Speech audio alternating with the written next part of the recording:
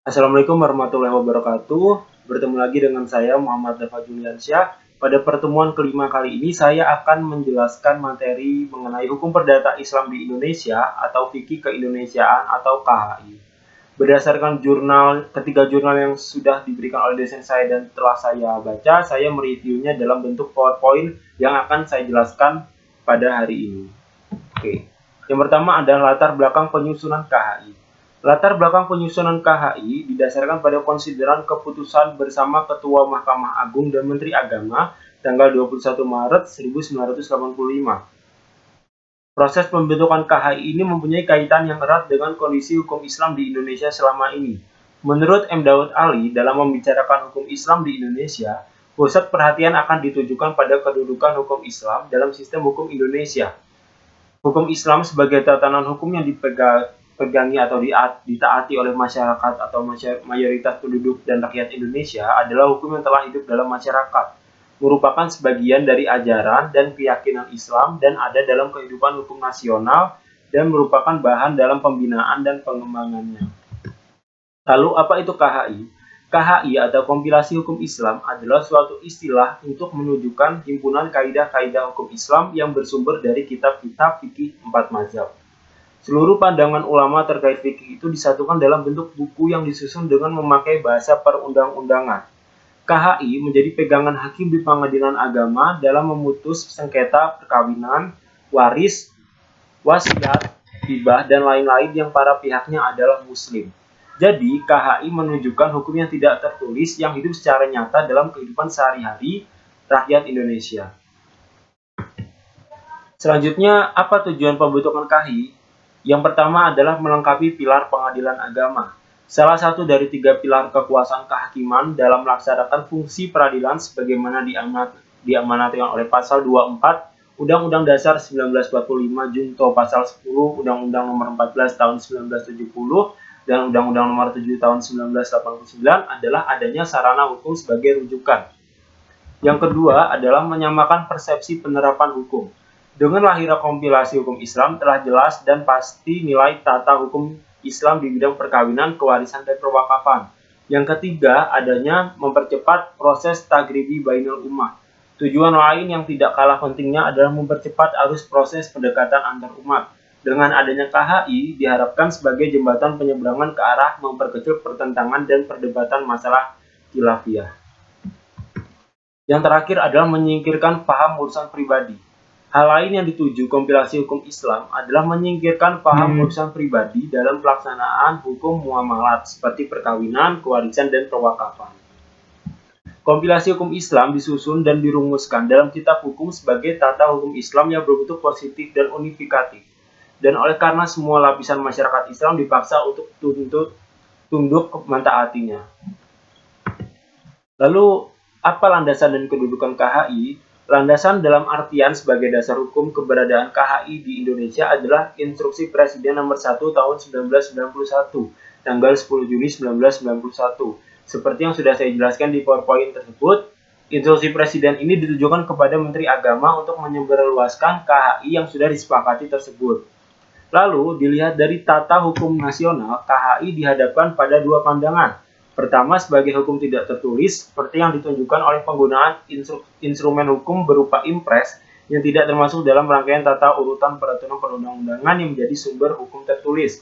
Kedua, KHI dapat dikategorikan sebagai hukum tertulis yang menunjukkan bahwa KHI berisi law dan rule yang pada gilirannya terangkat menjadi law. Selanjutnya, apa isi KHI? KHI terdiri atas 3 buku, masing-masing buku 1 tentang perkawinan, buku 2 tentang kewarisan, dan buku 3 tentang perwakafan. Pembagian dalam 3 buku ini hanya sekedar pengelompokan bidang hukum yang dibahas, yaitu bidang hukum perkawinan atau munakahat, bidang hukum kewarisan atau faraid, dan bidang hukum perwakafan. Lalu, apa bentuk dasar hukum KHI? KHI hadir dalam hukum Indonesia melalui instrumen hukum berupa impres atau Instruksi Presiden Nomor 1 Tahun 1991, seperti yang sudah saya jelaskan sebelumnya. Terpilihnya instrumen hukum impres menunjukkan fenomena tata hukum yang dilematis. Pada satu segi, pengalaman implementasi program legislatif nasional memperlihatkan instruksi Presiden berkemampuan mandiri untuk melakukan efektif dan mempunyai daya atur dalam hukum positif nasional. Pada sisi lain, Impres tidak terlihat sebagai salah satu instrumen dalam tata urutan perundang-undangan Republik Indonesia. Namun, Impres tentang KHI termasuk lingkup maka organik Pasal 4 Ayat 1 Undang-Undang Dasar 1945 dan termasuk konveksi produk tradisi konstitusional dalam rangkaian penyelenggaraan negara. Selanjutnya, kekuatan hukum KHI bagi para pihak terdapat di Pasal 7 Undang-Undang Nomor 12 Tahun 2011 tentang pembentukan peraturan perundang-undangan. Disebutkan ayat 1 jenis dan hierarki peraturan perundang-undangan seperti yang sudah saya jelaskan berikut. Kemudian, kekuatan hukum peraturan perundang-undangan sesuai dengan hierarki sebagaimana dimaksud pada ayat 1, yaitu kekuatan hukum peraturan perundang-undangan nasional harus sesuai dengan hierarki sebagaimana dimaksud pada ayat 1. Di samping itu, tata urutan juga merupakan dasar dan hierarki yang menimbulkan kekuatan dari suatu perundang-undangan, sehingga peraturan yang lebih rendah tidak boleh bertentangan dengan peraturan yang lebih tinggi. Lalu, adanya proses penyusunan KHI. Bagaimana proses penyusunannya? Menurut lampiran surat keputusan bersama tanggal 21 Maret 1985, ditentukan bahwa tugas pokok proyek tersebut adalah untuk melaksanakan usaha pembangunan hukum Islam melalui jurisprudensi dengan jalan kompilasi hukum. Adapun tugas pokok tersebut yaitu dengan cara satu pengumpulan data dengan mengadakan penelaahan atau pengkajian kitab-kitab.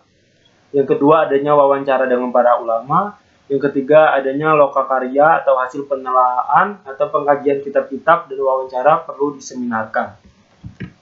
Yang keempat adanya studi perbandingan untuk memperoleh sistem kaidah-kaidah hukum, seminar satu sama lain dengan jalan membandingkan. Kegiatan ini dilakukan sebagai usaha untuk merumuskan pedoman bagi hakim pengadilan agama dengan menyusun konspirasi hukum Islam yang menjadi hukum material di pengadilan agama.